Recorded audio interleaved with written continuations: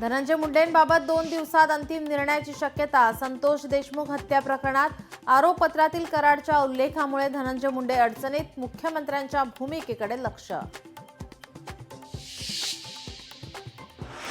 अर्थसंकल्पीय अधिवेशन वादळी ठरण्याची शक्यता। राज्यातील कायदा सुव्यवस्थेसह विविध मुद्द्यांवर विरोधक सरकारला घेरण्याच्या तयारीत। कोकाटे मुंडेंच्या राजीनाम्यावरून विरोधक आक्रमक होणार। शिंदेंच्या काळातील कोणत्याही कामाला स्थगिती नाही, कोणतीही फाईल आपल्याकडे आलेली नाही, मुख्यमंत्री देवेंद्र फडणवीसांचं स्पष्टीकरण। अत्याचारानंतर दत्ता गाडेकडून गळा दाबून जीवे मारण्याची धमकी। जीवे मारू नका विनंती केली पीडित तरुणीचा पोलिसांकडे जबाब। तर नराधमानं त्याच दिवशी आणखी एका महिलेची छेड काढल्याची माहिती। केंद्रीय मंत्री रक्षा खडसेंच्या मुलीची छेड काढणाऱ्या 3 आरोपींना अटक, तर 1 जण पोलिसांच्या ताब्यात। व्हिडिओ काढणाऱ्याच्या थोबाडीत का लगावली नाहीस, आरोपी पियुष मोरेला रक्षा खडसेंनी विचारला जाब।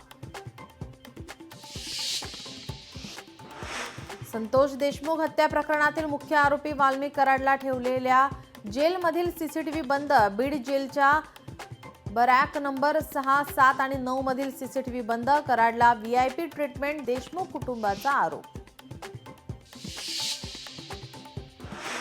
संतोष देशमुखांच्या मारहाणीचा व्हिडिओ कॉल।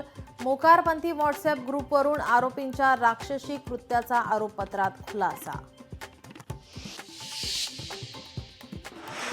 राजकोट येथे छत्रपती शिवाजी महाराजांचा पुतळा उभारण्याच्या कामाला सुरुवात। 15 एप्रिलपर्यंत काम पूर्ण होणार, शिल्पकार अनिल सुतार यांची माहिती।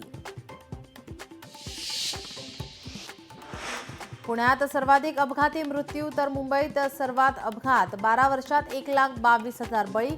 रस्ते मृत्यूमार्ग बनल्याचं माहिती अधिकाऱ्यातून धक्कादायक माहिती समोर।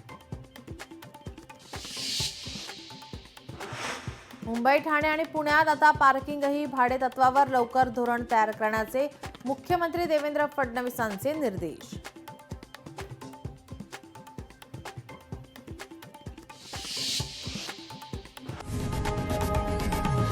लोकशाही मराठी ऐका, पहा, जागरूक रहा।